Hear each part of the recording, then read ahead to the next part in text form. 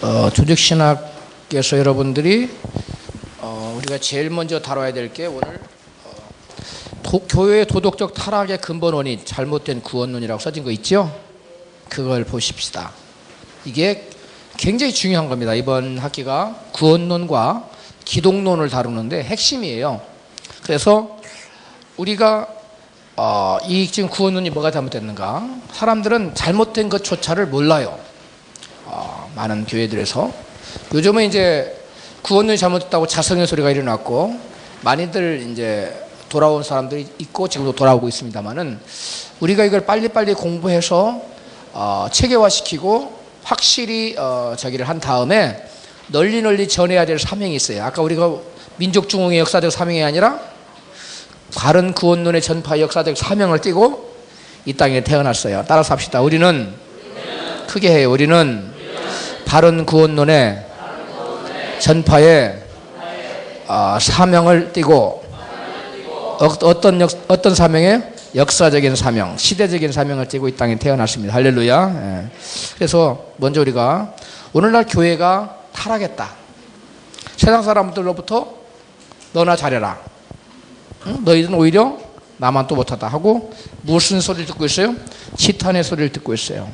예, 손가락질을 당하고 욕을 먹고 있어요. 욕을 먹고 있는데 그 왜 교회가 이와 같이 도덕적으로 타락해서 욕을 먹고 있을까? 예수님은 교회를 향해 뭐라고 말씀하셨지요? 너희는 세상의 빛이라, 세상의 소금이라 그랬어요. 빛은 어둠 가운데 빛을 비춰주는 거거든요.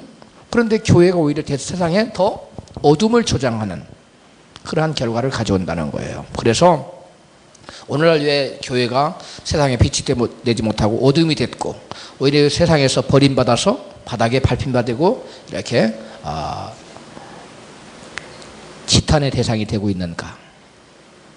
그 원인을 클라우드 이분이 여기다 쓰세요. 무명의 그리스도인이 그리라고 이게 아니고 전 출처를 못 찾았는데 우리 박두 형제 출처를 찾아냈어요.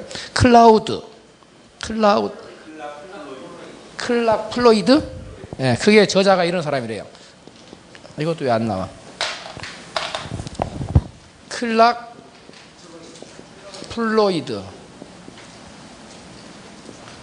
플로이드가 저자예요. 이 글의 출처예요. 써놓으세요. 무명의 그리스도인 지우고.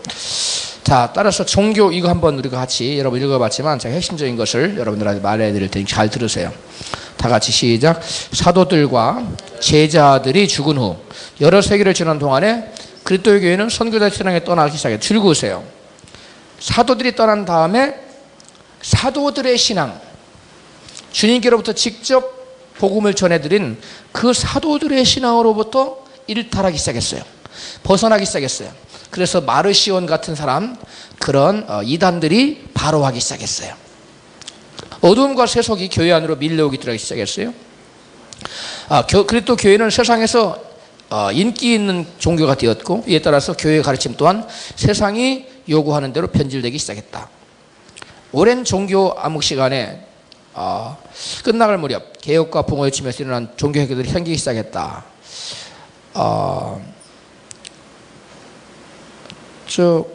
그러면 왜 이와 같이 종교 암흑기가 도래했을까? 종교 암흑기가 그 극치를 살했을 때에는 국가가 교회와 손을 잡고 막강한 권력을 행사하고 있었기 때문인데 아무도 교회의 배도와 잘못된 가르침을 지적하는 곧 바른 말씀을 전할 수 없었다. 자, 저를 보세요. 교회가 뭐하고 손을 잡았어요? 국가 권력과 손을 잡고 이 전제 권력을 휘두르기 시작했어요. 그래서 교회에서 해석하는 것대로 해석하지 않으면 뭘 휘둘렀어요? 칼을 휘둘리고 다 죽였어요.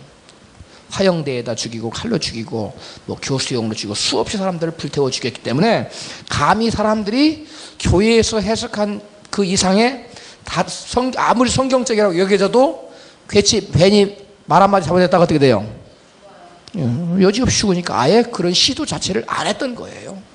못했던 거예요. 그러니까 교회는 계속 역사적으로 어둠 속으로 그냥 그대로 그것이 진리가 아닌데 그냥 진리 있냐. 왜? 딴소리 하면 죽으니까. 그런 역사적인 과정을 갖고 있어요. 자, 그래서 이 사람들 그 당시 대부분 사람들이 성경에 대해서 무지했는데 그 이유가 뭐냐면 모국어로 번역된 성경이 없었어요. 라틴어 성경만 있어가지고 그거 번역할 수 있는 사람만 교회의 정통적 해석 방법에 따라서 그냥 하는 거예요. 그 다음에 두 번째, 사람들이 또 글을, 평민과 농민들이 글을 제대로 읽지 못했어요. 그 당시에 배움이 없었잖아요. 글을 읽지 못했어요. 또 그렇기 때문에 해석할 수 있는 권한도 없었어요. 성경을 해석할 수 있는 권한은 오직 어디에만 있었어요? 캐톨릭 교회에만 있었어요. 그러니까 성경을 읽을 수 있는 글도 모르지. 그 다음에 무지하지. 자기 모국어로 된 성경도 없지. 또 있어도 성경 해석할 권한이 있어요, 없어요? 없으니까 자연적으로 성경을 바르게 볼 수 있는 자기가 있어요, 없어요? 없는 겁니다. 그래서 교회는 이와 같이 무지몽매함 속에 계속 종교적인 그걸 암흑기라고 그래요. 종교적인 암흑기 속에 갇혀 있을 수밖에 없었던 것입니다. 자, 그래서 그런 하나님께 세우신 사람들을 통하여 하나님께 종교개혁을 일으키게 했는데 16세기에 있었던 위대한 종교개혁에 참여했던 자들이 쭉 나오죠. 자, 그들을 교회는 핍박하기 시작했지요. 개혁자들은 오직 예수 그리스도만이 즐거워요. 개혁자들은 오직 예수 그리스도만이 유일하신 중보자라는 진리를 밝히 전했으며 행함과 고행을 통해서 구원을 얻는 것이 아니라 오직 하나님 은혜와 예수 그리스도의 십자가를 통해서 구원을 얻을 수 있다는 진리를 평민들에게 가르치기 시작했고, 교회 안에 들어온 각종 우상들을 거절했고, 성경을 읽은 농민들도 읽을 수 있는 영어로 번역하기 시작했다. 놀라운 변화입니다. 이게 없습니까? 이거 없어요? 둘 다 없어요? 일단 다른 분이 하나 줘요. 같이 읽고. 네, 하나를 주세요. 같이 읽고. 네. 그리고 같이 보세요. 같이 봐요. 자, 보세요. 그래서 개혁자들은 이러한 개혁운동은 로마 교회의 견고한 아성을 깨뜨리기 시작했고, 그 다음에 교인들의 종교적 양심을 억압하였던 로마 교회의 권력은 진리의 힘에 의해서 점점 약화되기 시작했다. 그러나 교회는 그들을, 개혁자들을 교회로부터 파면시키고 화형대 위에서 불살랐지만 개혁의 불꽃은 또 다른 개혁자들을 통해 온 유럽에 퍼지기 시작했다. 그 다음에 쭉 내려가고요. 인간의 전통과, 마지막 줄입니다. 전통과 유전에 의해서 가려졌던 성경의 위대한 진리가 하나씩 벗겨지기 시작했다.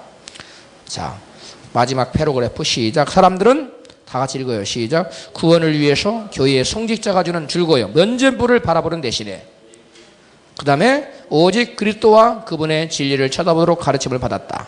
살아있는 믿음이 형식주의를 대신하게 되었으며 진리를 깨닫는 사람들은 자신과 교회의 진정한 모습을 보기 시작했다. 진리를 받은 수많은 사람들이 교회에서 쫓겨나고 지옥에 갈 것이라는 공포의 정죄를 받았지만 사람들의 양심에 박힌 진리의 말씀은 요동하지 않았다. 자, 그래서 저를 보세요. 그럼 종교개혁자들이 천주교회의 구원론이 뭐예요? 천주교회의 구원론.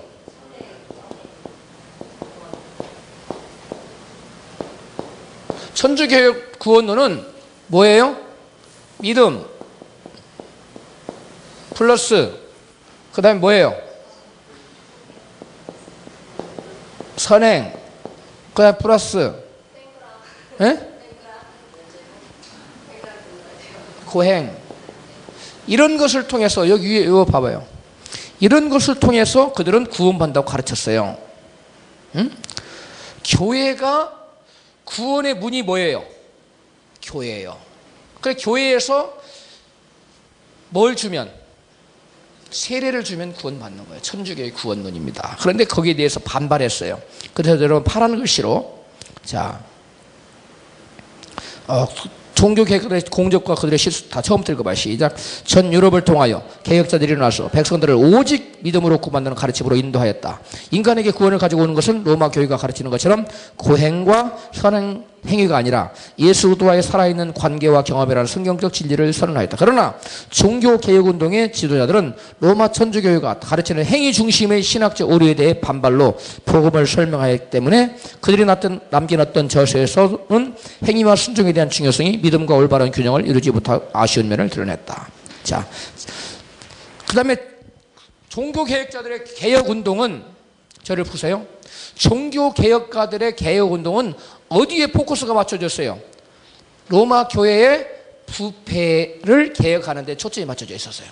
무엇에 초점이 맞춰져 있었다고요? 로마 교회의 부패. 특히 뭐예요? 성전을 짓는다는 미명하에 사람들한테 끊임없이 뭘 뜯어냈어요? 헌금을 뜯어냈어요. 근데 그 헌금을 뜯어낸 명목이 뭐였어요? 면죄부. 당신의 돈이 헌금함에 땡그랑 소리가 떨어져 소리가 나는 순간 당신의 조상이 지금 어디 가 있는데? 연옥에 가 있는데 어디로 간다? 천국으로 착 그 순간에 옮겨간다는 거예요. 그런 면죄부를 주는 건, 면죄부를 주는 것은 뭐냐면 한마디로 그 신부들이, 그 당시 신부들이 착복하기 위한 만들어낸 이론이었어요. 그러니까 이와 같이 천주교가 뭐예요? 부패했지요. 천주교회의 지도자들, 교회의 부패를 바로잡기 위해서 나온 것이 바로 개신교입니다. 그러니까 그 당시의 종교개혁의 근원은 교리의 잘못에 대한 항거였습니까? 아니면 부패에 대한 항거였습니까? 그렇죠. 주안점이 부패예요. 부패에 대해서 주안점이 주어지다 보니까 교리에 대해서는 그다지 크게 주안점이 주어지지 않았어요. 그런데 문제는 뭐냐면 하나 종교개혁가들의 반발한 게 있지요. 종교개혁가들의 반발한 게 아니라 천주교에 반발한 것이 뭐냐면 천주교회는 뭘로 구원받는다고 가르쳤어요? 천주교들은 뭘로 구원받아요? 믿음 플러스 우리의 선행이 있어야 된다. 행위, 그 다음에 고행까지 있으면 더 좋고 이런 식으로 가르쳤다. 그러나 개신교회가 가르치는 건 이 사람들이 강조하는 무엇을? 이 선행을 배격하기 시작했어요. 우리가 구원받는 것은 오직 뭐다? 믿음. 이거 하나지. 이거 하나면 됐지. 무슨 선행이 필요하냐? 이것을 배격하기 시작했어요. 그러니까 교회에서 구원은 오직 무엇으로? 믿음으로. 그래서 오직 믿음. 오직 믿음이라는 것이 바로 여기서 나온 거예요. 자, 제가 여러분에게 묻겠어요. 우리가 구원받는 것은 믿음으로 구원받습니까? 아니면 믿음 플러스 행위로 구원받습니까? 아니면 행위로 구원받습니까? 그렇게 얘기하면 큰일 나요. 믿음 플러스 행위로 구원받으라면 여러분 행위 구원론자가 되는 거예요. 잘 들으세요. 우리의 구원은 오직 믿음으로 구원받는 게 맞아요. 아멘. 우리 인간이 하나님께 나가는 우리가 어떠한 공로가 더해져서 구원받는 게 아니에요. 잘 들어야 돼요. 이걸 오해하기 때문에 많은 오해가 발생하는 거예요. 우리의 구원은 인간의 털끈한 공로가 더해져서 예수 그리스도의 구원의 십자가가 0.00001%가 부족해서 우리가 어떤 선행이 더해져서 구원받는 게 아니에요.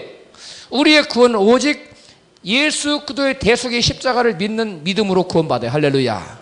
그런데 그 믿음은, 진정한 믿음은 뭘 가져온다? 열매를 가져온다는 겁니다. 내가 거룩하니 너희도 뭐하라? 거룩하라. 그러므로 우리의 믿음은 반드시 믿음에 뭐가 나타나요?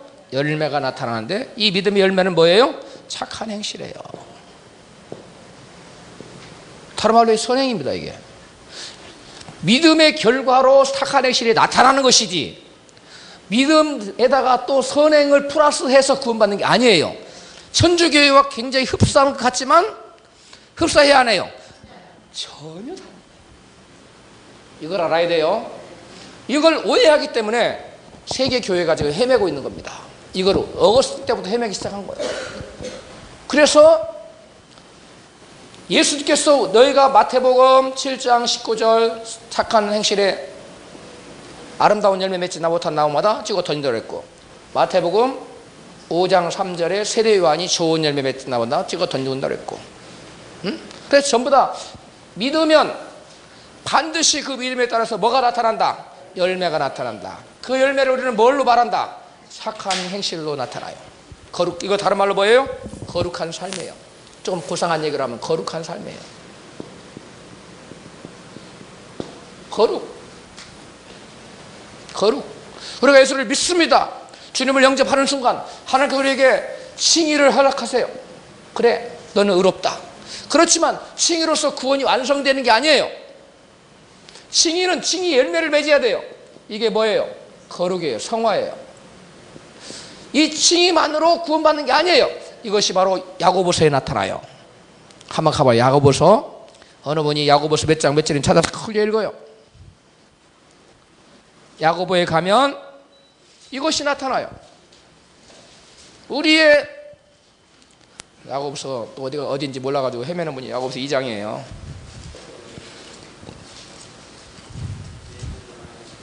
야고보서 2장 찾았어요?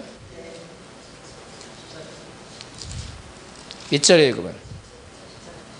예? 2장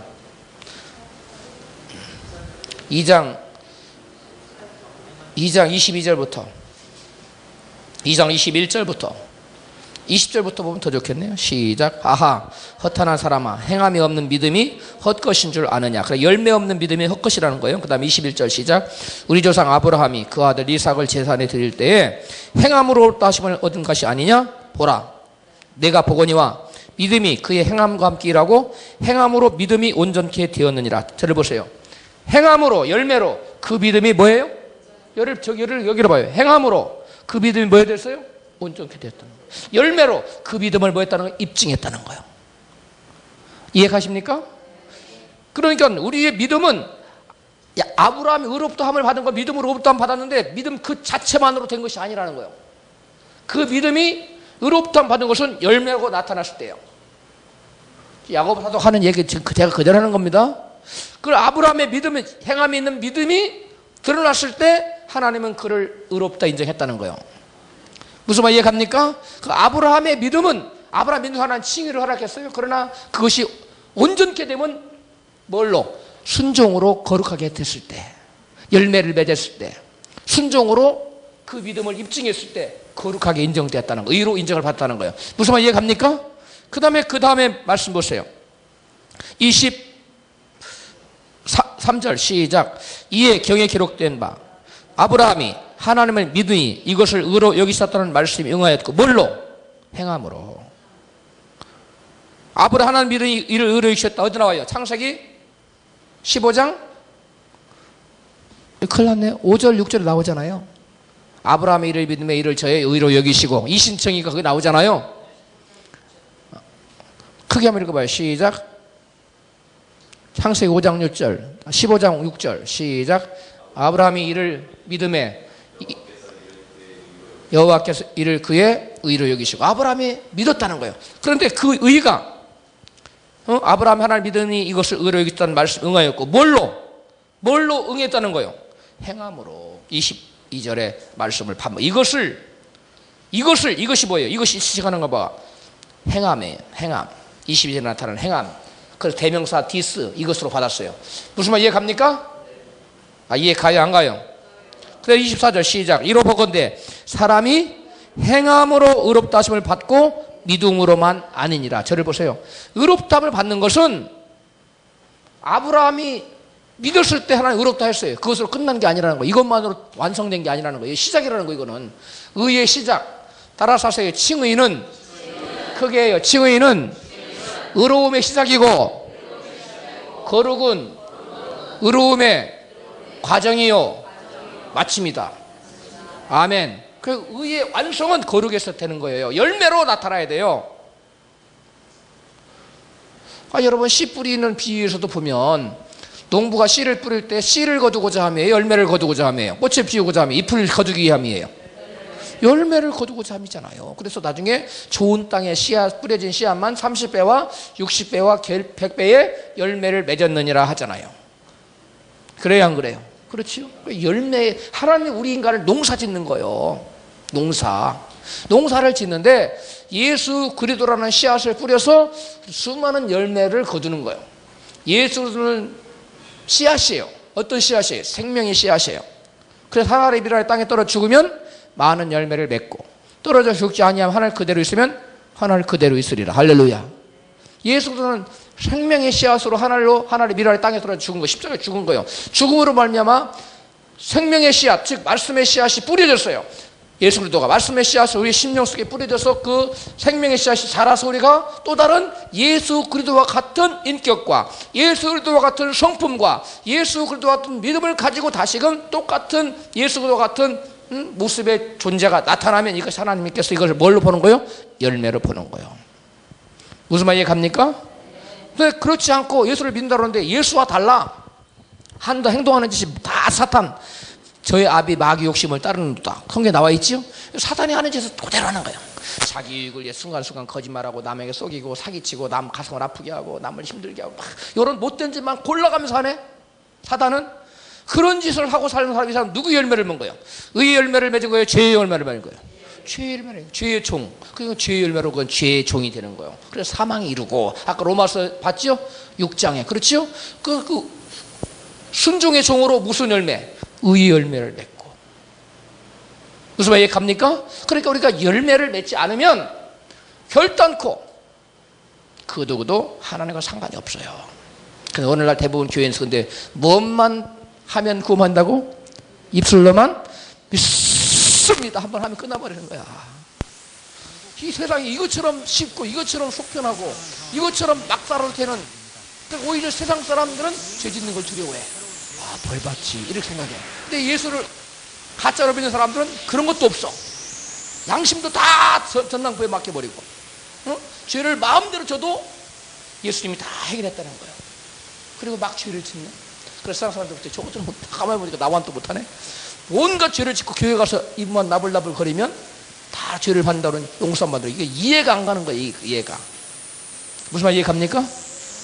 바로 오늘날 현재 교회가 지금 이러고 있어요. 그러니까 사람들이 다 어디로 가는 거예요? 지옥으로 가는 겁니다. 때를 지어 떼거지로 지옥을 가고 있어요 지금.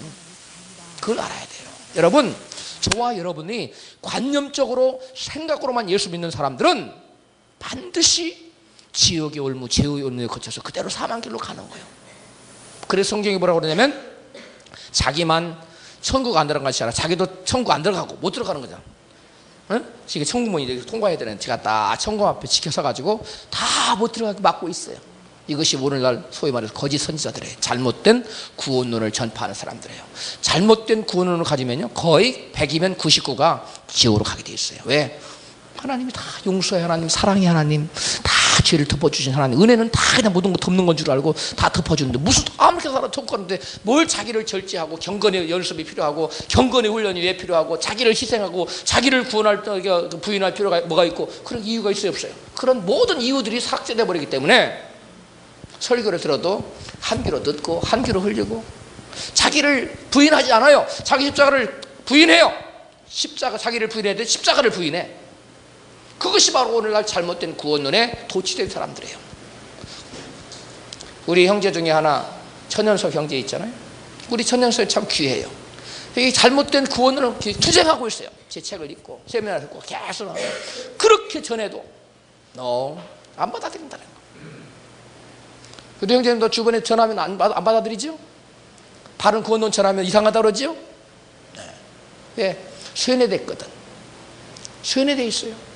잘못된 구원론을 한번 그냥 생각의 믿음만 가지면 구원받는, 이게 어거스틴부터 시작됐는데 생각만의 믿음으로 구원받는 거 이건 아니에요.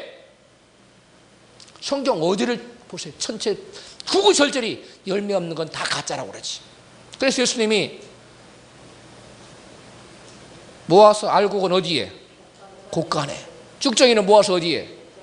불태운다고 그랬어요. 그러면 쭉정이 믿음과 알곡 믿음이 있다는 거예요 없다는 거예요? 있어요. 이 쭉정이 믿음이 뭐냐? 행함이 없는 믿음이 쭉정이 믿음이에요. 삶이 따라주지 않은 믿음이 쭉정이 믿음이에요. 그건 다 지옥 가는 거예요. 불타는 곳에 떨어지는 거예요. 바깥 어두운데 내쫓김을 받는 거예요. 여러분, 그래서 저와 여러분들이 이와 같이 의로움을 받는 것, 거룩함을 입는 것, 이거는 바로 열매입니다. 그 다음에 보세요. 그 다음에 25절에도 또 한 절 더 얘기하고 있네. 기자는 또 이와 같이 기생 라합이 사자를 접대하여 다른 길로 나가게 할 때 행함으로부터 하심을 받은 것이 아니냐. 그래서요, 영혼 없는 몸이 죽은 것 같이 행함이 없는 믿음이 죽은 것이니라. 행함이 없으면 죽은 믿음이라 분명히 말하고 있는데도 이건 또 다 덮어. 루터가 이것과 그 다음에 요한서신과 그 다음에 히브리서, 야고보서 이 세 성경을 지푸라기 서신이라고 해가지고 자기 나라 말 독일 말로 번역했어요 안 했어요? 번역 안 했어요. 성경 정경으로 인정 자체를 안 했어요. 왜? 이 세 책들은 다 뭘 강조하고 있어요? 행함을 강조하고 있어요. 열매를 강조하고 있어요. 믿음에 나타나는 열매를 강조하고 있는 그것들을 전부 다 부인한 거예요. 오직 뭔만 하는 거예요? 오직 믿음. 그래가지고 그들은 맨날 좋아하기를 오직 믿음. 오직 믿음. 그러고만 있네. 행함으로 살아 거룩한 행실을 살면, 그러면 행위 권론자들도 딱지를 붙이고, 그런 시대에 우리가 살고 있어요. 그 다음에 봅니다. 그래서 여러분 제일 밑에서 두 번째 패러그래, 종교개혁운동은, 운동이 시작. 종교개혁운동이 로마 천주교의 오류와 부패에 대한 반발로 시작되었기 때문에 개혁자들의 구원론은 믿음을 강조하는 면으로 치우칠 수밖에 없었던 것이다. 뭘 강조하는 면으로? 믿음을 강조. 로마 천주교가 고수의 오류에 의해서 가려졌던 단순한 믿음의 중요성을 밝히 드러낸 것이야말로 16세기 종교개혁자들이 이룩한 가장 큰 공적이라고 말할 수 있다. 하지만 믿음과 순종에 대한 조화를 완전히 밝혀내지는 못하였다. 믿음과 순종이 필요하다는 사실을 그들은 인식조차 하지 못했어요. 무슨 말인지 이해가죠? 이건 굉장히 부드러운 표현이고 인식 자체를 못했어요. 자, 한 가지 분명하게 얘기할 사실은 대부분의 개혁자들은 로마 천주교의 잘못된 가르침에 대한 개혁보다는 교회 조직 속에 있던 부패와 타락성에 대한 개혁을 주장하는 일에 몰두하였다는 사실이다. 아까 제가 설명했죠? 예. 어떠한 교리적인 면, 이런 잘못된 것을 고치는 것보다는 뭐에 대해서? 오류와 부패. 예? 부패에 대해서 타락한 것에 대해서 교회가 이래서는 되겠느냐 하는 데 초점이 맞춰있다는 거예요. 자,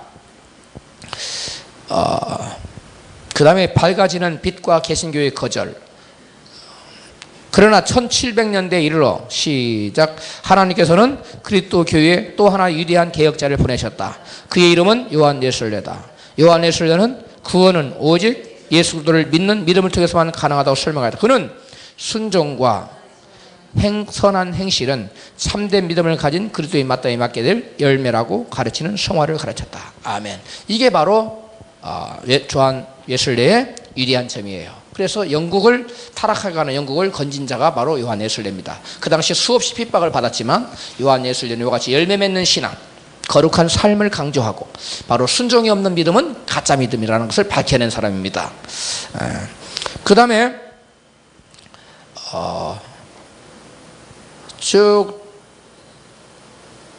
다음 패러그래프 중간에 괘씸한 그리스도인은 죄를 이길 수 있으며 모든 죄와 불의로부터 구원을 받을 수 있다는 성경적인 가르침 위에 교회의 핍박이 가득했다. 그러니까 요한 웨슬레의 가르침은 핍박을 받을 수밖에 없었어요.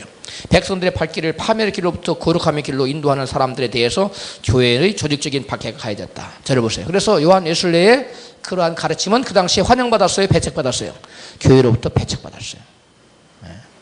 한국에도 들어왔죠. 요한 웨슬레의 가르침이 들어왔어요? 안 들어왔어요? 들어왔죠. 뭐가 됐죠? 감리교. 그런데 하도 핍박을 받다 보니까 감리교가 슬그머니 감리교 옷을 벗어버리고 무슨 옷을 입었어요? 장로교 옷을 입고 교리를 바꿔버렸어. 응?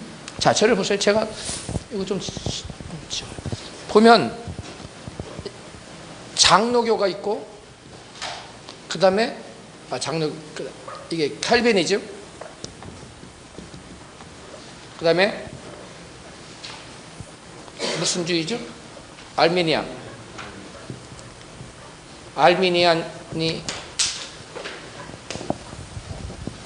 미즘이 있고 그 다음에 뭐가 있어요? 웨슬리가 있죠? 이렇게 있는데 우리나라의 장로교는 이게 장로교. 이거 뭐예요? 알미니안이즘은 어떤 거예요? 이게 웨슬리안이즘 누구예요? 감리교. 이게 그러면 알미니안이즘은 뭘까요? 침례교. 또 성공회. 그럼 우리 집사님이 얘기한 것처럼 성결교는 어디 갈까요? 어디로 소속할까요? 성결교. 예, 요구하고 중간에 있어요. 이게 여기에 중간에 들어가 있는 게 교리적으로 중간 입장을 취하는 게 성결교와 하나님의 성회, 또 하나님의 교회. 이단 하나님의 교회 말고 교단. 지금 교단 이름이에요. 이게 하나님의 성결교, 하나님의 성회, 하나님의 교회. 그 다음에 또 각종 오순절 교단 있죠? 예? 다 이게 다 여기 해당해요. 중간을 취하여. 교리가 구분이 되고 있어요. 자, 그런데 오늘날 한국 사회를 보면, 한국 사회를 보면 뭐만 남았느냐? 요것만 남았어요. 요것도 없어져버리고 요것도 없어져버렸어요. 이것도 없어져버렸어요. 전부 다 옷을 바꿔 입었어요. 뭘로? 장로교로 옷을 바꿔 입었어요. 교리를 없애버렸어요. 한 번 구원은 영원한 구원이에요. 유효한 부르심, 전적 타락, 이런 걸 자꾸 강조하는 장로교리로 다 가버렸고, 침례교도 옷을 벗고, 감리교도 옷을 벗고, 순교교도 옷을 벗고, 다 옷을 벗어버렸어요. 이것으로 다 뭉치고 있어요. 그런데 여러분, 이게 참 무서운 얘기예요. 이게 진리인데, 이쪽에. 이게 진리인데, 이쪽으로 가고 있어요. 그래서 감리교에서도 감리교 요한 예술리의 정신에 입각한, 요한 예술리의 믿음에 입각한 설교는 들어보기가 쉬워요, 어려워요? 어려워요. 거의 찾아보기 힘들어요. 제가 기도원에 가서 21일 장기 금식을 한다. 일주일 금식하러 온 감리교 목사님이 있었는데 정말 어렵다는 거예요. 감리교를 탈취하려고 그랬대요. 왜 그러느냐 그랬더니 감리교인데 감리교 설교를 하면 핍박한다는 거예요. 하나님의 성에서도 하나님의 성에 이 교리에 입각한 설교를 하면 핍박을 해요. 이게 지금 교단이에요. 이 한국 교계의 현재 문제예요. 자, 그래서 핍박을 받았어요. 그래서 진리는, 아벨은 누구한테 핍박을 받았어요? 가인한테 핍박을 받았어요. 응? 그 다음에 야곱은 누구한테 핍박을 받았어요? 예수한테 핍박을 받았어요. 응? 이와같이 진리의 하나님 택한 백성들은, 양들은 염소한테 핍박을 받게 돼 있어요. 염소는 양하고 비슷하게 생겼어요. 그죠? 아, 그래요? 안 그래요? 들이받아요. 그래서 성경에 뭐 염소 가지고 제사를 드리라는 방법이 나와요, 안 나와요? 염소는 제물이 될 수 없어요. 하나님 염소는 안 받아요. 응? 그 다음에 그리스도와 제자들의 가르침. 그리스도와 제자들의 가르침. 2페이지.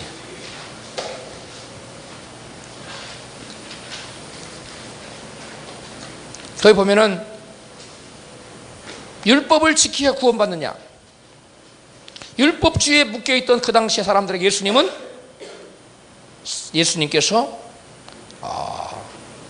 사랑과의 관계를 말씀하셨어요. 그 다음에 또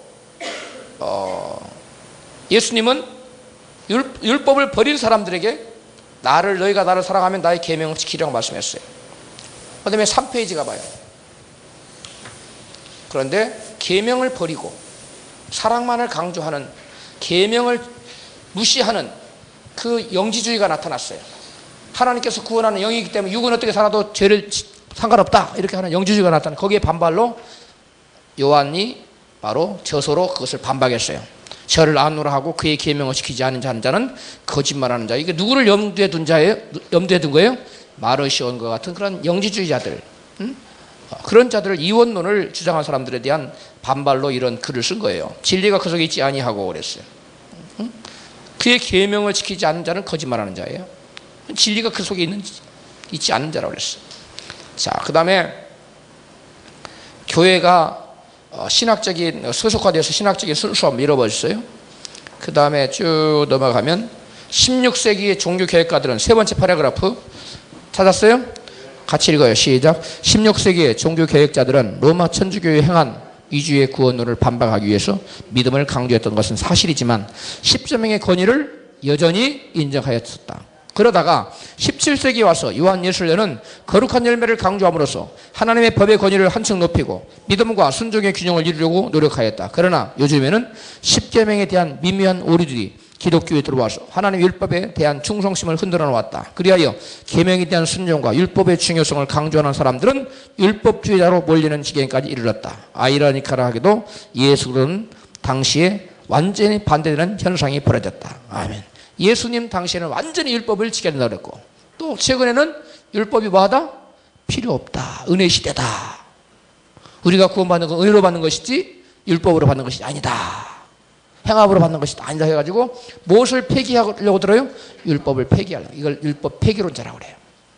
오늘날 거의 대부분의 교회 사람들이 율법 폐기론자라고 보면 돼요. 은혜 하는 사람들이 율법 폐기론자예요. 자, 율법은 없어진다는 거예요. 자, 그 다음에 읽어보겠어요. 시작. 그 당시에는 바리새인들과 유도자들이 율법 유비를 잘못 왜곡하여 율법주의에 빠진 반면에 오늘날에는 십자가의 율법이 폐해졌다는 이론 때문에 교회가 도덕적으로 크게 타락하게 된 것이며, 교회 안에서 율법에 대한 순종의 중요성이 희미해지자 교회는 급속도로 자유주의로 흐르게 되었다. 세속이 범람하게 되었다. 급기야 교인들은 율법을 범하는 죄된 생활을 살면서도 자기는 뭘 받았다고? 구원받은 구원의 확신 속에 기만이, 스스로를 기만하는 거예요. 스스로를 속이려는 거예요. 빠지게 되었는데 바로 이것이 소위 잘못된 구원론이 교회에 가져온 재앙들이다. 저를 보세요. 교회에서 구원은 뭐만 가지고 있으면 구원받아요? 구원의 확신. 구원의 확신만 가지면 된다는 거예요. 이것처럼 잘못되고 사람들을 호도하는, 비진리로 호도하는 그런 잘못된 것이 없어요. 여러분, 그래서 성도들에게 자꾸 구원의 확신 강조하지 마세요. 구원의 확신을 100번 가져도 열매가 없으면 구원 받아요, 못 받아요? 구원의 확신이 없어도 거룩한 행실 열매를 맺으면 구원 받아요, 못 받아요? 그건 구원 받는 거예요. 자기 스스로를 너무 철저하게 현미경으로 쏟아보니까 자기가 죄된 모습을 자꾸 보여서 내가 이래가지고 구원 받겠느냐, 나의 상실을 열매를 보면, 그래서 구원의 확신을 갖지 않을 수 있어요. 그러나 그러한 구원의 확신이 없어도 그 사람의 삶이 주님 보시기에 거룩한 열매, 하나님께 착한 영광을 영광 돌리며 삶의 열매를 맺는 사람들은 그 사람이 예수 그리스도가 나를 위해 죽었다는 그러한 믿음을 갖고 있는 한 뭘 받아요? 구원을 받는 거예요. 무슨 말 이해갑니까? 그러니까 너무 구원의 확신을 강조할 필요가 있어요, 없어요? 없어요. 구원의 확신을 강조한 것은 교계에서 그러고 되지 않았어요. 한 100년 최근에 그러는 거예요. 최근에. 그렇기 때문에 여러분의 구원의 확신을 강조하는 것 대신에 강조해야 될 게 뭐예요? 믿음의 열매를 강조해야 돼요. 믿음의 열매를. 따라서 합시다. 믿음의 열매 없이는 입술로만의 믿음, 생각으로만의 믿음으로는 구원 받는다 못 받는다? 받지 못해요. 그렇게 가르치는 자는 행함이 없어도, 열매가 없어도, 거룩이 없어도 구원받는다고 가르치는 것은 비성경적인 거예요. 성경하고 전혀 동떨어진 얘기예요. 아멘. 그 다음에 그 당시에는 했고, 그 다음에 적지 않은 설교자들이, 시작. 적지 않은 설교자들이 겉으로 듣기에는 십자가의 사랑을 높이는 아름다운 설교를 하지만 실제에 있어서 그들은 십자가의 사랑이 율법을 폐하였고 지금은 새 언약의 시대이기 때문에 더 이상 율법의 제재를 받지 않고 살아도 된다는 두려운 가르침을 교회 안에 퍼뜨리고 있다. 이게 바로 문제예요. 제가 어느 기도원이나 가면 다 이걸 가르치고 있어. 다 이걸 가르치고 있어. 이렇게 가르치고 있어. 은혜 시대이기 때문에 죄점 짓는 거는 괜찮다는 거예요. 이런 식으로 가르쳐요. 여러분 구원 확신이 있지요? 그럼 아멘 합니다. 여러분은 구원받은 구원에 관해서는 염려를 붙들어냈어요. 단지 하늘에 가면 상급을 조금 받을 뿐, 이렇게 가르쳐요. 그러니까 죄 짓는 게 두려워 안 두려워요? 죄 짓는데 담대함을 심어주는 거예요. 뭘 심어줘요? 담대함. 죄 짓는데 아주 단수가 높아요. 아주 교묘하게 죄를 짓고도 뻔뻔해. 사기치고도 뻔뻔하고. 그것이 바로 소위 말해서 삐뚤어진 믿음, 잘못된 믿음, 거짓된 믿음, 쭉정이 같은 믿음을 가진 사람들의 모습입니다. 그러니까 세상 사람들이 볼 때 이 기독교는 이상한 괴물처럼 보이는 거예요. 저것들은 괴물이다. 실제로 제 표현이 아니라 인터넷에 쓰는 얘기들이에요. 크리스찬은 괴물이다. 이런 글을 막 써 올려요. 왜 그러냐? 일주일 내내 말도 되지 않는 죄를 짓고 교회 가서 한번 입술로 뻥끗 입술로 고백하면 죄를 다 용서 안 받는다고 가르치니 저것들이 괴물이 아니고 누가 괴물이냐? 이렇게 인터넷에 막 글 올리는 걸 봐요. 이게 교계 현실이에요. 그러니까 교회는 막 쌈박질을 하고 이권 싸움을 하고 난리를 치우는 이유가 바로 거기 있어요. 그래서 여러분이 그 박보영 목사님이 그랬다잖아요. 주의종 가려고 할 때 하나님 주님이 부르시던 제가 주의종을 가겠는데 한 가지 가르쳐 분명히 의문이 풀리지 않는 것, 이것 해결해 주면 안 되겠습니다. 뭐냐 물어봐라. 그렇다면 저희 교회의 장로파 목사파들 싸우고 맨날 그러는 그 사람들 다 뭡니까? 우리 주님이 딱 이런 지하에 그것들 다 가짜다. 그 교회 수많은 장로들, 수많은 집사들 서로 막 뒤엉켜가지고 싸우고 막 목사 끌어내리고 막 정죄하고 이 모든 사람들 주님이 그 사람 수많은 사람 다 가짜입니까? 그것들 다 가짜라는 거예요. 다 가짜는 구원 받아요, 못 받아요? 받아요, 못 받아요? 못 받아요. 그래 오늘날 대부분 사람들 다 자기는 구원에 가서 천국의 아랫목에 들어갈 줄을 생각하고 착각해. 이게 천국 아랫목은 고사하고 어딜 가요? 지옥의 아랫목에 가요. 지옥 아랫목에 파당을 짓고 당을 짓는 자들, 거짓말하는 자들, 음란한 자들. 오늘 뭐 신학생들 중에서도 음란 거기에 노출된 사람이 부지기수요. 다 그 준위가 떨어진 자들이에요. 미국의 목회자들 대상으로 조사를 했는데 여러분 50%가 포르노에 노출되어 있어요. 50%가. 어느 목사님이 하나님의 성의 교단에 가서 부흥회를 했어요. 벌써 오래전 얘기입니다. 오랜 부흥회에서 성결한 삶을 설교를 하니까 그 다음 시간에 찾아오더래요. 목사님 그거 설교하지 마십시오. 여기 앉아있는 목사님들 50% 이상이 밤에는 뭘 본다고요? 포르노를 봅니다. 그러면서 가서 사람들한테 안수하네 또. 자, 기가 막힌 거예요. 그래서 자기가 안에 있는 충만한 음란한 정을 남한테 또 전수해 주는 거야. 이게 교계입니다. 썩어 문드러졌어요. 그런 사람들도 하나님과 연합이 됐어요. 따라서 하세요. 믿음은 하나님과 연합이다. 예수 안에 그리스도 안에라는 말이 성경에 164번 나왔어요. 다이즈만이라는 학자가 밝혀냈어요. 그걸. 몇 번 기록되어 있다고요? 164번. 우리의 믿음은 예수 안에 있는 거예요. 예수 안에 머무는 거예요. 그리스도 안에 있는 거예요. 주 안에 있는 거예요. 그런 표현이 in the Christ, in Jesus, in the Lord 이런 표현이 164번 있다는 말이에요. 그러므로 예수 그리스도는 너가 내 안에 내가 저 안에 있지 아니하면 이 사람은 뭐예요? 너를 떠나갔어. 그 사람 많이 열매를 맺고 내가 저 안에 있고 내가 연합된 사람 열매를 저절로 맺어요. 열매를 붙어있지 않으면 열매를 절로 맺을 수 없음을 같이 너희가 나를 떠나서는 아무것도 할 수 있다 없다? 없다. 근데 오늘날 예수를 떠나서 사람들이 막 빌딩 짓고 뭐 해요. 그건 세상적인 일을 한 거지. 사람들 눈에 보이는 그런 영적인 일을 아무것도 할 수 없는 거예요. 중요한 거예요. 은혜로 율법이 폐해진 게 아니에요. 그럼 예수께서 내가 율법을 폐하러 온 것이 아니요. 도리어 율법을 뭐하게 하라 했어요? 완전히 하러 하셨다는 예수님 말씀 찢어내야지 그들이 말이 맞다면. 그러면서 또 그 성경을 안 찢어가지고 다니네? 그것이 참 희한하잖아요. 뭐 찢어내버려야지. 그 다음에 사단은 교회 안에서 예수 그리스도의 죽음의 의미를 무효화시키기 위해서 필사적인 노력을 기울이고 있다. 사단은 그리스도의 십자가가 율법에 대한 순종을 불필요하게 만들었다는 가르침을 교회 안에 퍼뜨리는 데 성공했다. 그래요. 그리스도의 십자가가 율법에 대한 순종을 불필요하게 하게 만들었습니까? 아니에요. 아니에요. 그런데 은혜주의자들, 은혜로만 구원받는다고 주장한다. 계속 이걸 퍼뜨리고 있어요. 이건 누구의 종이냐면 사단의 종이에요.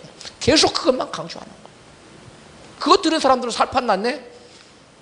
때에 따라서 천사의 모습을 보이겠다고 했지만 겉으로는 많이 웃으면서 뒤에 칼을 가지고 남의 것을 훔쳐 사기를 쳐 남을 힘들게 해. 이게 바로 잘못된 구원론에 입각해서 그런 거짓된 흑암의 종자들이 나오는 거예요. 자, 그 다음에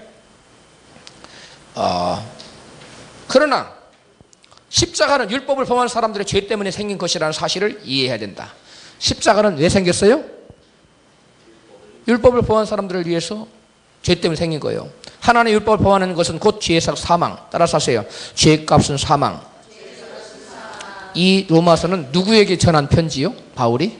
믿는 자요? 안 믿는 자요? 교회요? 세상이요? 교회요. 죄의 값은 사망이라는 말이 우리가 전도할 때 많이 쓰지만 사실은 1차적인 대상이 누구예요? 믿는 자들이 죄를 지면 죄의 종이 되어서 사망에 처하는 거, 지옥에 처하는 거 당연한 건데 왜 성경을 이것을 안 보고 엉뚱한 얘기를 하냐 이 말이에요. 죄의 값은 사망이라는 건 교회에 준 편지예요? 세상에 준 편지예요? 교회에 준 편지요. 믿는 자에게 준 편지, 안 믿는 자에게 준 편지요? 믿는 자에게 준 편지요. 응? 아까 로마서 6장 26절에 16절인가? 16절 그렇게 있었죠? 죄를 지면 죄의 종. 응? 불의의 열매를 맺고 의를 향한 의의 열매를 맺는다 그랬어. 죄를 지면 사망의 열매를 맺고. 네. 그런데 성경은 모든 사람이 죄를 범했으나 모든 사람이 죄를 범하였으면 하나님 영광을 입으사든 바로 이론 때문에 인류가 범한 죄의 싹을 치르기 위해서 그리스도의 십자가에서 땅에 세워진 것이다. 자, 십자가는 빨간 것입니다. 죄가 하늘 왕인 그리스도의 죽음을 몰고 왔다는 사실을 사람들에게 말해주고 두렵고 엄숙한 경고하다. 그러나 이 세상에 논란할 많은 사람들은 십자가에 이루어진 사랑의 언약 때문에 율법 계명은 더 이상 필요 없게 되었다고 이상한 믿음 속에 빠져 있다. 이제 율법에 대한 순종과 계명의 중요성이 사라지게 되었고 사랑과 믿음이 그리스도의 신앙의 전부인 것처럼 인정되는 시대가 되었다. 복음을 구성하는 믿음과 순종의 균형이 마지막 시대에 또 와서 또 깨어진 것이다. 그러나 마지막 시대에는 균형을 바로잡는 복음이 전파되어야 한다. 왜냐하면 완전한 복음만이 그리스도인들로 하여금 짐승의 표를 거절하고 마지막 환난을 통과하게 지켜주기 때문이다. 마지막 시대를 맞이하는 그리스도인들에게 성경은 다음과 같은 말씀으로서 율법과 믿음의 완전한 조화를 설명하고 있다. 다 같이 읽어요. 시작. 짐승과 그의 우상에게 경배하고 그 이름의 표를 받는 자는 누구든지 밤낮 쉼을 얻지 못하리라. 성도들의 인내가 여기 있나니 저희는 하나님의 계명과 예수의 믿음을 지키는 자니라. 여기 분명히 말하는 게 하나님의 계명 지키는 것과 예수 믿음을 지키는 것을 뭐라고요? 동격으로 설명하고 있잖아요. 그래요, 안 그래요? 믿음을 지킨다는 말이나 계명을 지킨다는 말은 같은 말이에요. 그리고 성도들이 인내한다는 말도 같은 말이에요. 깨달아져서 마음에 납시다.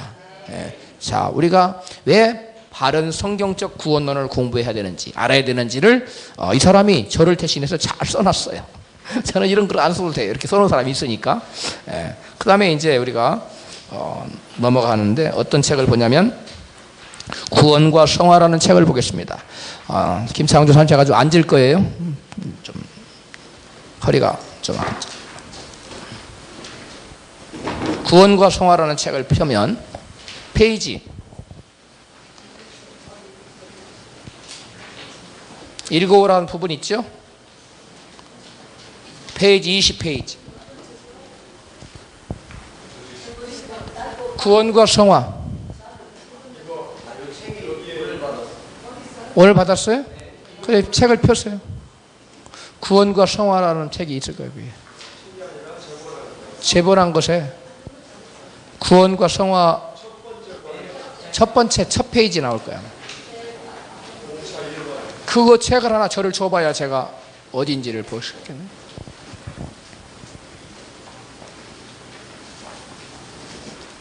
구원의 순서라고 돼 있죠? 네, 구원의 순서. 자, 그 책 봐요. 그러면 이 책하고 제 책하고 페이지가 같아요? 안 같아요? 같아요? 예? 이 자체로 1페이지인데요. 이 책하고 제가 같을 수가 없어요. 그냥 20페이지를 우리가 여기 20페이지 주는 거예요. 페이지가 나와 있어요. 보시는데 책을 보시면 이것도 거의 같지요? 예, 그래, 그러면 됐어요. 자, 그러면 여기 보면 구원의 순서, 구체적으로 구원에서 구원의 순서가 어떻게 되느냐? 이걸 지금 하려고 그러는데요. 이거는 그냥 넘어가요. 넘어가고 22페이지 보면 하이라이트 되어 있는 글씨 있죠. 이제까지의 논의 결과를 요약하면 나와 있죠. 그걸 읽겠어요. 시작. 이제까지의 논의 결과를 요약하면 예정, 소명, 믿음, 칭의, 양자, 영화가 되며 그 이외에 우리가 몇 가지를 추가적인 관계 설정을 다음과 같이 정리해 볼 수 있다. 그래서 첫 번째 중생은 뭐보다 앞서요? 신앙보다 앞서야 한다라고 되어 있는데 이거 틀린 말이에요. 신앙이 있어야 중생이 되는 거예요. 이건 장로교 입장에서 지금 한 거예요. 이 사람이 장로교 신학자예요. 그래서 중생은 신앙보다 앞서는 이건 말은 틀린 말이 아니에요. 믿음으로 중생하는 겁니다. 들어보세요. 우리가 믿을 때 뭐가 주어져요? 의롭다 하면 인정받는 거예요. 의롭다 하면 인정받아야 뭐가 되는 거예요? 중생하는 거예요. 중생을 먼저 해놓고 그 다음에 믿는 게 아니에요. 우리가 믿으면 뭐 해요? 의롭다 함 받고 의롭다 함 받으면 중생하는 거예요. 그 다음에 그래서 여러분 우리가 지금 보고자 하는 것은 어디냐면 넘어가요. 쭉 넘어가서 몇 페이지다 냐면 28페이지 2장 28페이지에 보면 이 책의 28페이지 찾아가면 돼요. 찾았지요? 여러분들 이것은 굉장히 바울 신학인데요. 이 사람이 이걸 굉장히 잘 해놨어요. 이 책을 픽업한 건데 이걸 잘 보세요. 잘 보면 이 사람은 이 그 구원의 소정, 구원에 있어서의 중요한 포인트를 어디다 두고 있냐면 어디다 두고 있어? 그리스도와의 연합에 두고 있어요. 아까 그리스도 연합을 제가 뭘로 설명했지요? 믿음. 믿음은 다른 말로 뭐라고요? 그리스도와의 연합. 다른 말로 그리스도와 하나됨이 연합이에요. 자, 다 같이 성령의 사역의 핵심은 하이라이트로 되어 있는 글씨 있죠? 같이 읽어요. 시작. 성령의 사역의 핵심은 그리스도인들을 그리스도와 연합하게 하는 사역이라고 볼 수 있다. 이게 무슨 말이냐면 우리로 하여금 예수 믿게 하는 건 누구의 사역이에요?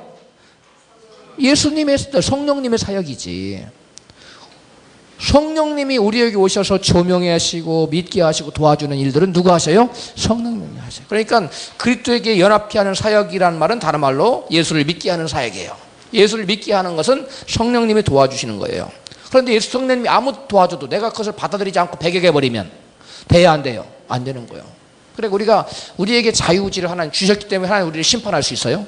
만약에 하나님께서 우리에게 자유의지를 주지 않았다 우리를 심판할 수 있어요? 없어요? 없어요. 하나님이 우리를 로봇으로 만들어 놓고 어떤 사람 믿는 자, 믿을 자로 어떤 사람 안 믿을 자로 만들어 놓은 다음에 안 믿는 사람 심판한다면 하나님은 이상한 사람이 안 이상한 거예요? 이상한 하나님이죠. 그건 이상한 거예요. 그리고 장로교리는 그걸 자꾸 주장해요.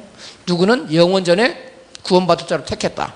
누구는 영원전에 유기자로 버림받을 자로 택해놨다는 거예요. 그리고 나서 안 믿었다고 심판한다네. 너 왜 안 믿었냐? 안 믿을 자로 하나님 만들었기 때문에 안 믿었지. 그래야 안 그래요? 그럼 어떻게 심판해요?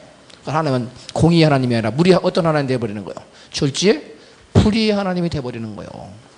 공의가 없어져 버리는. 자, 그래서 성경에 나타나는 연합의 개념. 아까 넘어가기 전에 같이 읽어요. 줄거놓고 읽어요. 성령의 사역 핵심은 그리스도인들이 그리스도 연합하는 사역이라고 보시죠. 그 다음에 다 같이 시작. 그러한 의미에서도 그리스도와의 연합은 구원의 적용 사역에 있어서 핵심적인 원리가 된다. 구원이란 한마디로 말한다면 성령님의 구속 적용의 사역이며 다시 말하면 성령 안에서 그리스도와의 연합이라고 요약할 수 있어요. 줄거예요. 구원이란 그리스도와의 연합이다. 다른 말로 구원이란 뭐예요? 믿음이라는 거예요. 믿음.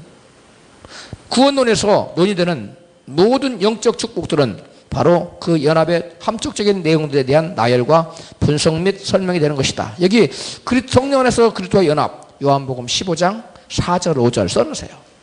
그 다음에 29페이지 보면 우리가 구원받는 건 믿음으로 구원받는데 이 믿음은 다른 말로 뭐예요? 그리스도와의 연합이라는 거예요. 자, 그래서 29페이지 보면 구약에서부터 신자와 연합 사상 주파되는 개념들이 제시되어 있다. 먼저 구약 성경에 나타나는 이스라엘 대제사장들을 들 수 있다. 대제사장들은 이스라엘 백성에 대해서 대표적인 연합의 관계에 있다. 그 다음에 이사야에서 연합된 고난당하는 종, 연합의 개념을 나타나고 있고 창세기 2장 4절에는 남자와 여자의 한 몸 되는 연합.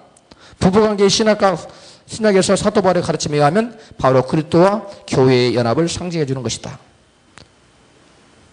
무슨 말인지 이해 갑니까? 구약에서는 남자와 여자가 부부로 연합하지요. 그래요? 안 그래요? 연합하는데 이것은 모형이에요. 모형입니다. 무엇에 대한 모형이에요? 신약에서 하나님과 그리스도와 교회의 연합을 말하는 거예요. 그리스도와 교회의 연합을 말하는 거예요. 그래서 그리스도와 교회가 연합해서 뭐가 되는 거예요? 하나 되는 거예요.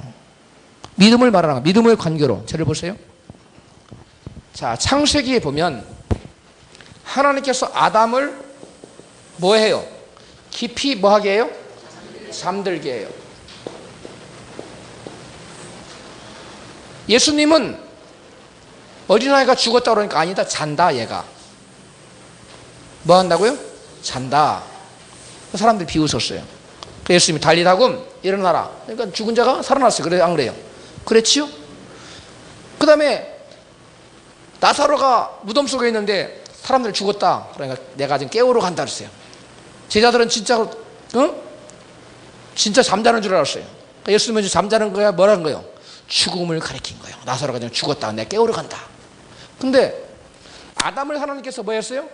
깊이 잠들게 한 다음에 그 다음에 그의 옆구리에서 허리에서 뭘 빼냈어요? 갈비뼈. 뭘 만들었어요? 하와가 이렇게 나온 거예요. 갈비뼈를 통해서. 이게 무슨 말이냐면 이 아담은 예수 그리스도의 표상이에요. 장차 오실 예수님을 잠들게 했어요. 죽었어요. 어디에서? 십자가에서. 그리고 그 허리에 뭘 찔러요? 창을 찍잖아. 갈비뼈 있는 데가 허리입니다. 이것까지 가르쳐줘야 되나? 여기 허리에 여기 찍었어요. 여러분 사진 보세요. 여기 바로 갈비뼈 있는데 여기 창이 들어가 있어요. 사진에 보면. 여기 허리에 창을 받으시고 허리에서 예수님이 창을 받으시고 죽은 다음에 허리에 창을 받고 죽은 다음에 예수님이 다시 뭐 하래요? 죽은 다음에 뭐 해요? 부활하잖아요. 부활해서 나서 예수 그리스도를 믿는 자들을 다 뭘로 만들어요? 신부로 만들어서 예수님 부활 다음에 생긴 게 뭐예요? 교회가 생기잖아. 교회가 믿는 자들이 생기잖아요. 이 믿는 자가 하와입니다. 무슨 말 이해 갑니까? 이해가 안 가요? 졸지 말아요. 이렇게 세울 거예요. 졸면. 보세요. 예수님은 아담은 오실 자의 표상이라고 그랬어요. 누구예요? 예수 그리스도. 그 아담을 잠들겠다는 거 예수께서 십자가 위에서 뭐 했다는 거예요? 죽었다는 거예요. 허리에 뭘 받아서? 상을 받아서. 그래서 허리에서 갈비뼈를 뽑잖아요. 갈비뼈가 나온 게 바로 뭐가 됐어요? 허리에서 뭐가 나온 거예요? 피가 나왔잖아요. 그 피로 말미암아 교회가 탄생한 거예요. 무슨 말 이해갑니까? 허리에서 피를 쏟아내서 허리에서 나온 것이 갈비뼈를 뽑는. 이건 뭐냐면 누구예요? 하와예요. 하와. 하와는 뭐의 표상이 그러면 교회예요. 그래서 이 교회는 하와가 의미하는 옛날에 아담의 신부였는데 이거 첫 아담, 이제 아담 되시는 예수님의 신부가 되는 거예요. 무슨 말 이해갑니까? 그래서 첫 아담과 둘째 아담으로 바울은 묘사했어요. 첫 아담은 말 그대로 아담이고 둘째 아담은 누구고? 예수 그리스도고. 둘째 아담 예수 그리스도께서 십자가에서 잠들었어요. 잠든 게 아니라 뭐예요? 죽은 거예요. 아담이 죽은 게 아니라 잠들었다는 것은 죽었다는 거예요. 예수님이 잠들었다고 표현했잖아요. 잠들었다. 예수께서 3일 만에 잠들었다가 다시 살아난 거예요. 그래서 교회가 탄생한 겁니다. 그래서 교회는 둘째 아담의 뭐가 돼요? 둘째 아담의 하와가 되는 거예요. 신부가 되는 겁니다. 그래서 교회는 아담과 하와가 하나 일체를 이루어서 하나가 되듯이 믿는 자들인 교회 그리스도의 신부들은 예수 그리스도와 둘째 아담인 세컨 아담인 그리스도와 연합해서 하나를 이루는 거예요. 연합. 이게 바로 뭐냐면 다른 말로 뭐예요? 믿음이라는 말입니다. 깨달아졌으면 하면 합시다. 믿음이란 하와가 아담과 연합해서 한 몸을 이루듯이 일체를 이루듯이 부부 사이를 이루듯이 바로 교회가 그리스도와 뭘 이루는 거예요? 일체를 이루는 거예요. 뭘로? 믿음으로. 다른 말로 믿음을 뭘로 표현해요? 연합이라는 거예요. 연합. 이거 지워줘요. 이제 우리가 그 다음에 갑자기 허리가 아파가지고 서 있지를 못하겠네. 허리가 아파. 어제 저녁까지도 말짱해. 예수 이름으로 허리는 깨끗해질지어다. 예수 이름으로. 아멘. 그래서 29페이지 남은 30페이지 가요. 30페이지. 신약에서 우리는 이 연합의 사상이 좀 더 분명한 가르침을 발견할 수 있는데 쭉 여러분 읽어봐요. 그 다음에 나오는 요한복음 15장 비유, 포도나무 비유입니다. 고지나무 포도나무 비유에 그리스도와 연합상 가장 잘 설명한 것이 예수님의 이 비유예요. 별표 5개. 거기다가 별표 5개. 예수님과 하나 되는 걸 말하는 거예요. 그 다음에 31페이지 가면 그리스도 연합사상에 대해서 바울이 얘기하고 있어요. 누구를 위해서 그다음에 뭐 쭉 누구와 그리스도와 함께 그런 말도 쓰여 있고 여기 보면 그리스도와 함께와 같이 서울서 빈번하게 등장하고 다른 용 그리스도 안에 아까 제가 설명한 거예요. 이 사람도 여기서 표현해 놨네.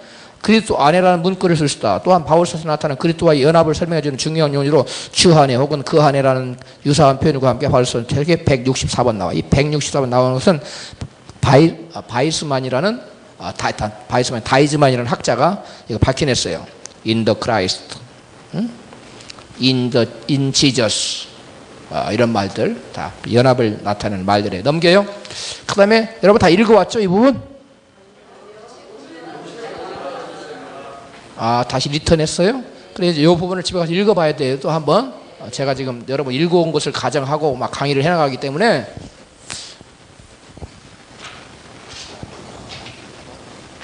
갑자기 허리를 잘 이렇게 만질 수 있는 사람이 있어요? 뼈가 어떻게 생긴 것 같아요? 갑자기 제가 수지를 못하게 아파가지고 제가 자꾸 주저앉고 있잖아요. 그 다음에 32페이지 뭐요? 5분만 쉬자고? 그래 5분 쉬자. 뭐든지 그리스도 안에 있으면 그와 같이 신자가 그리스도 안에 있다는 전만을 표현해주는 표현들과 갈라디아서 2장 20절에 내가 그리스도와 함께 십자가 못 박혔는데 내 안에 그리스도께서 사신 것이라고 같이 그리스도께서 우리 안에 계신 것을 표현하는 구절들 한쪽에 관점 표현하는 구절들이 있다. 그리고 두 번째 방식은 내가 저 안에 내 안에 거하고 나는 그 안에 이 두 개념들을 합친 거로 표현되어 있어요. 연합의 표현들이 어떻게 되어 있다고요? 한쪽이 한쪽에만 들어가 있는 거 거하는 거로 표현되기도 하고 상호간에 표현된 걸로도 되어 있어요. 무슨 말 이해가죠? 이게 다 그리고 연합사상을 나타내는 거예요. 연합은 여기 여러분 30 몇 페이지까지 여러분이 카피가 됐어요? 32페이지까지만 봐요. 32페이지 이하에는 약간 그 여러분들이 혼돈을 주는 그 칼비니즘의 입각에서 글을 썼기 때문에 여러분들이 자칫 오해할 수 있으니까 오히려 방해가 돼요. 32페이지까지만 읽어요. 무슨 말 이해갑니까? 책을 덮고 그 다음에 여러분 성경을 펴니다.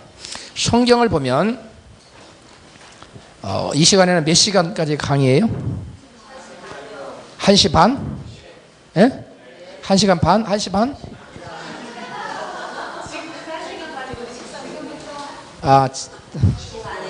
그래 그러면 여러분들이 구원의 서정 오늘 발표가 누구죠?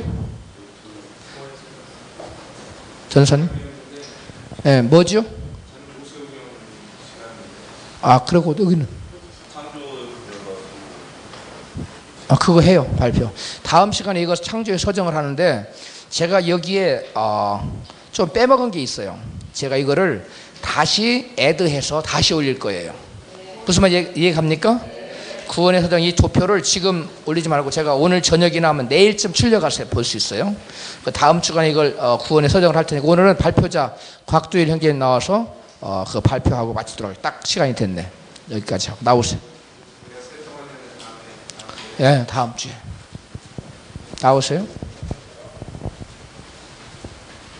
네, 좀 시간 관계상 바로 발표 시작하겠습니다. 오늘 지금 하게 될 것은 그 조직신학 중에서 창조의 그 분열과 수호라는 그런 부분이에요. 그래서 아까 우리 이제 진도 나왔던 부분하고 많이 좀 겹치는데 영지주의에 관련된 부분에 있어서 내용이 지금 나오고 있습니다.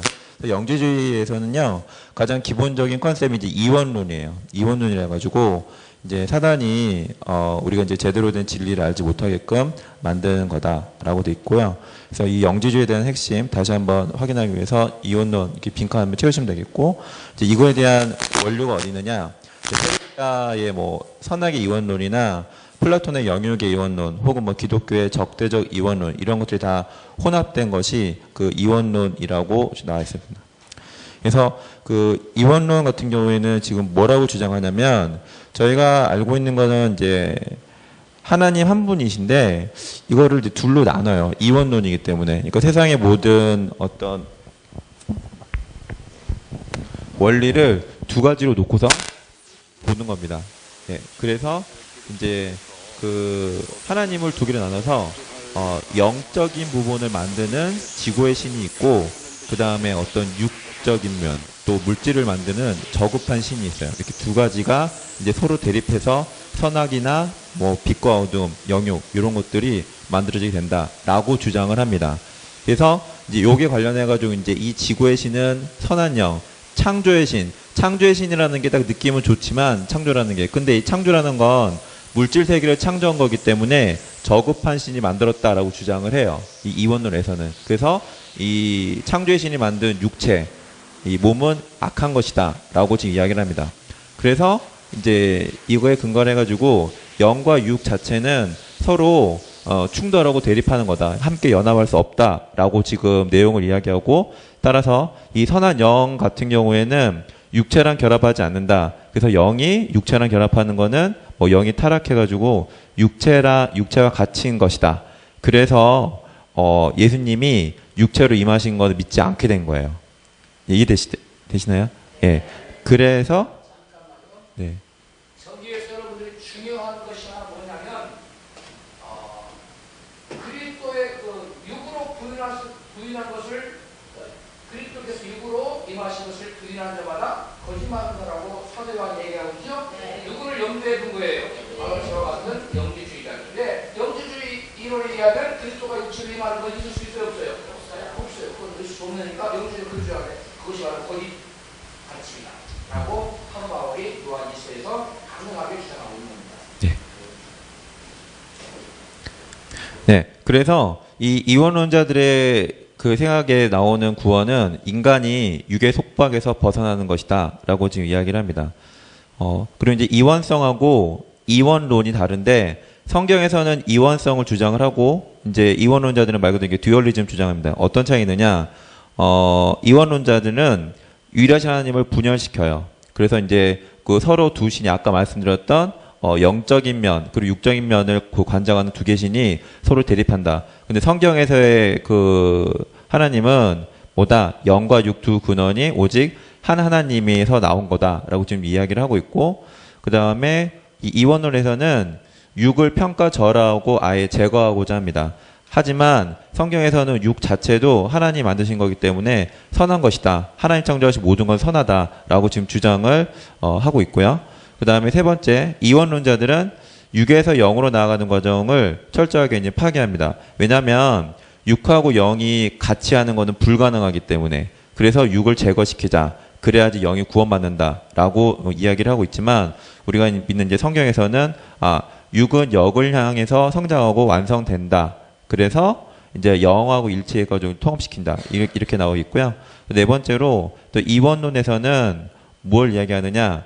영이 육을 구원한다. 이제 그거를 부정을 해요. 그래서 이제 그리스도의 성육신을 부정하고 가연설을 주장합니다. 이제 가연설이라는 건 뭐냐? 예수님이 이 땅에 역사적으로 계시긴 했는데 이게 영적인 그 부분으로 나온 거지 실제 육신을 가지지 않았다라고 지금 주장을 하게 됩니다.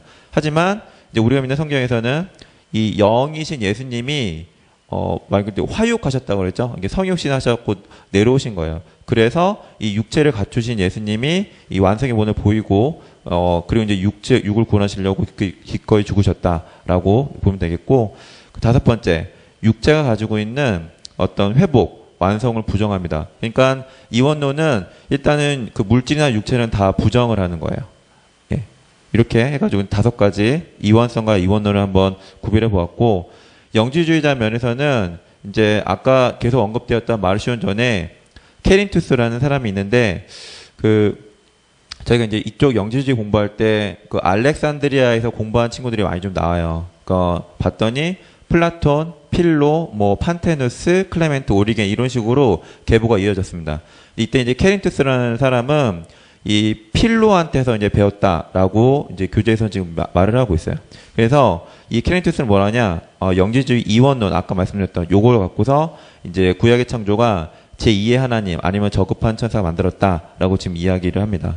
근데 아무래도 케린투스보다는 말시온에 대해서 이제 저희가 오늘 많이 잘 알면은 좋을 것 같아요. 그래서 이 말시온 같은 경우에는 이 폰투스라고 그 시노페가 일종의 항구예요.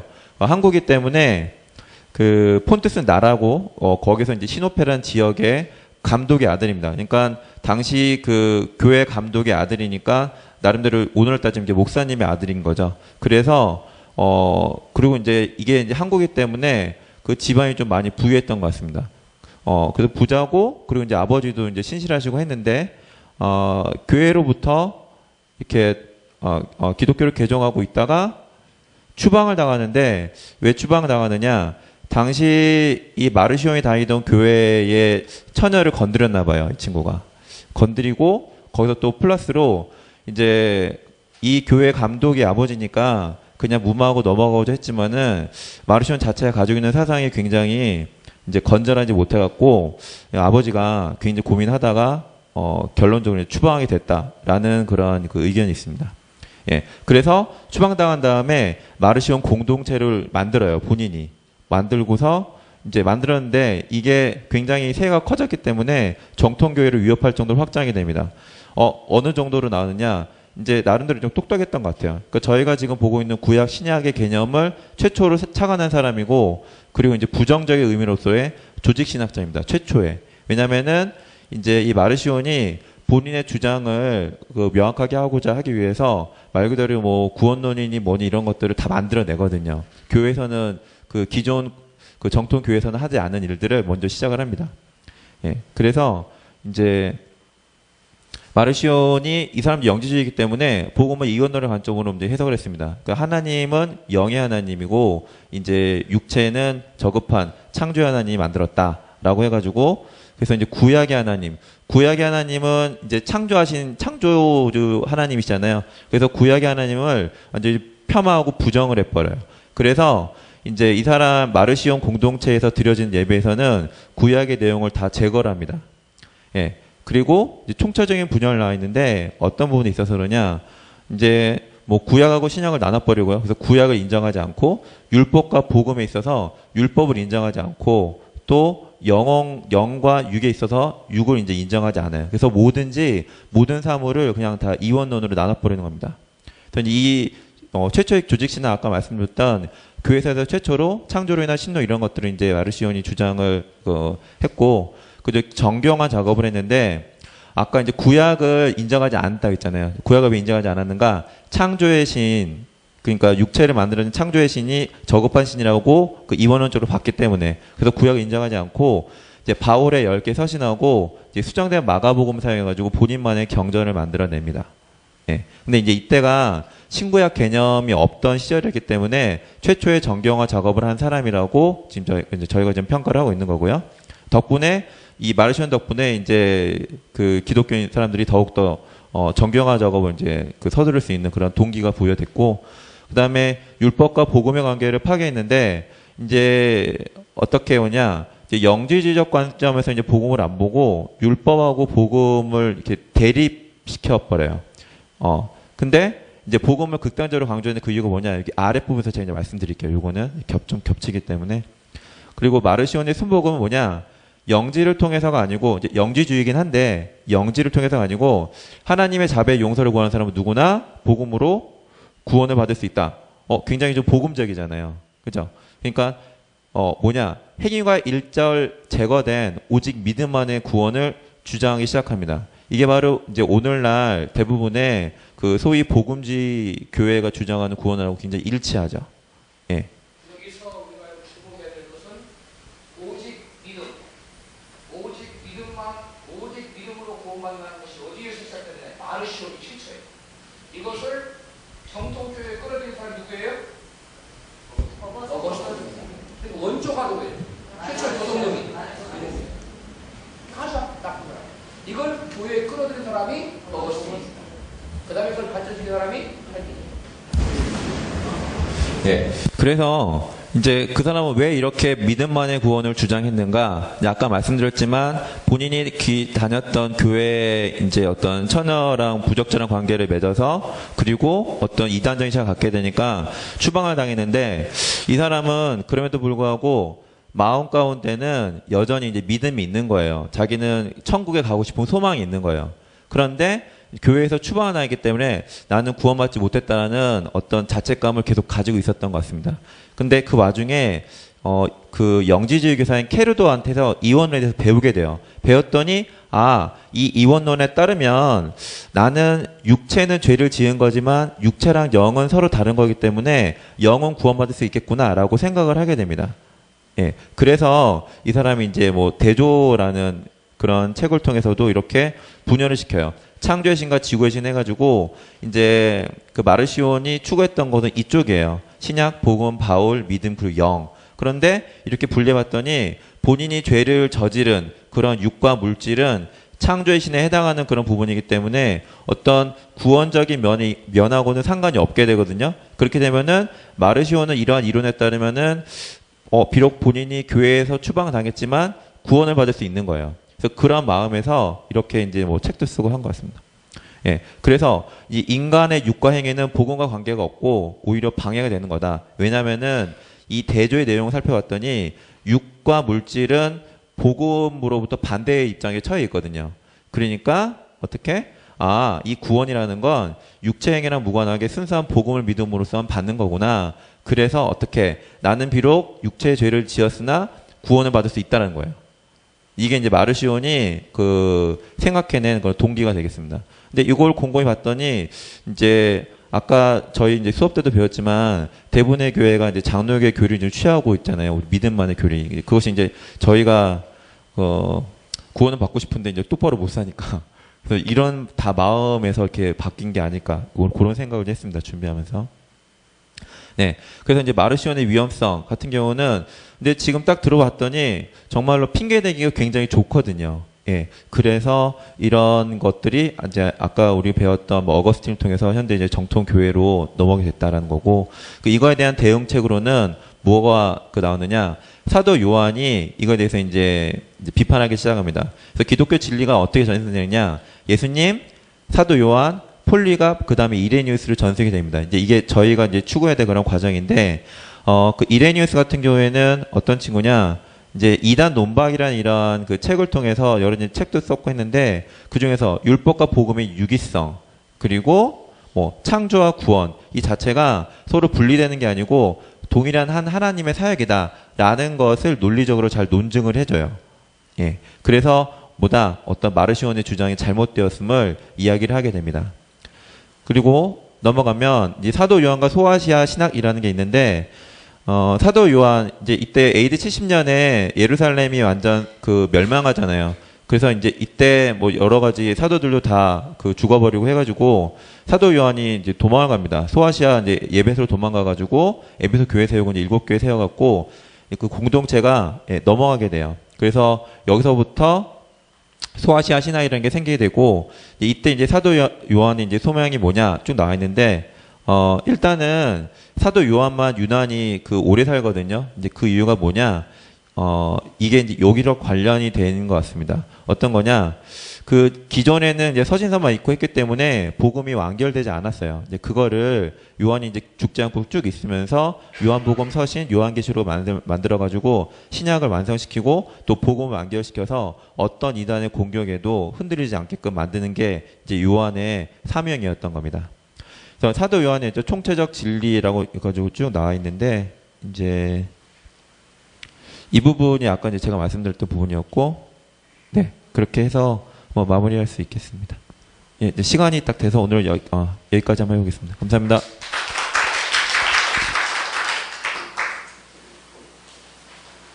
여러분들이 이 책 사도의 성경은 챕터 몇이에요? 네?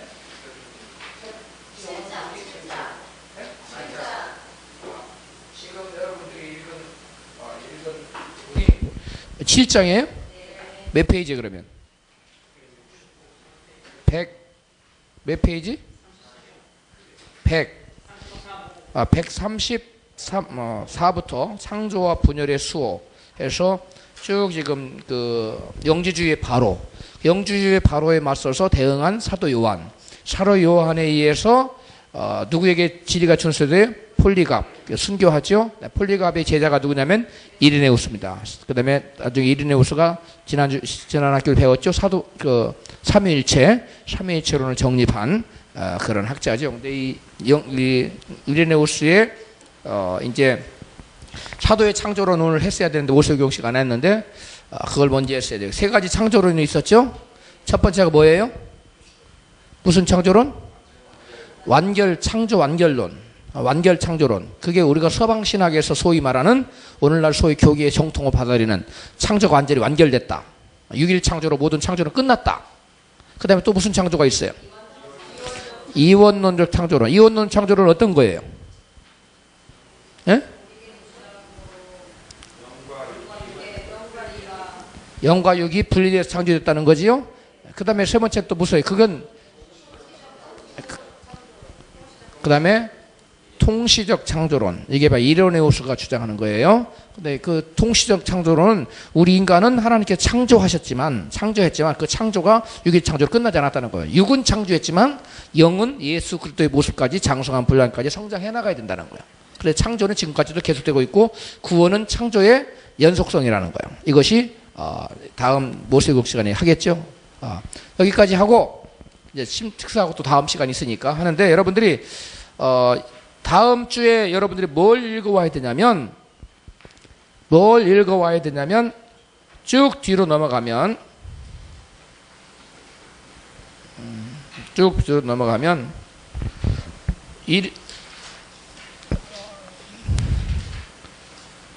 어거스틴에 의한 창조와 창조의 분열이라는 게 있어요. 8장 어거스틴의 창조의 분열론 있죠?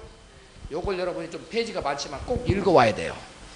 그래야 다음 주에 여러분이 수업을 받을 수 있어요. 반드시 읽어야 됩니다.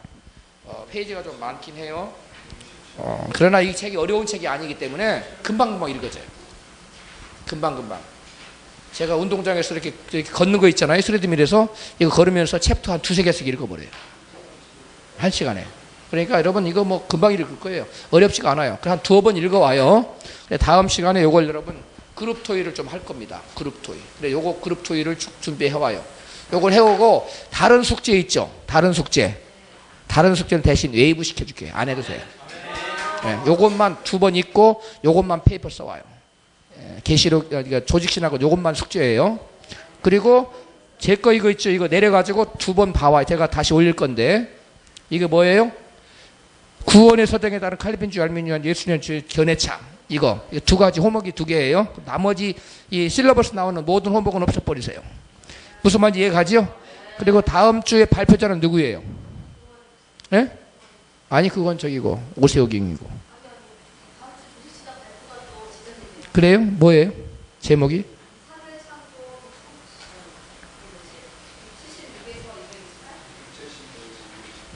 170?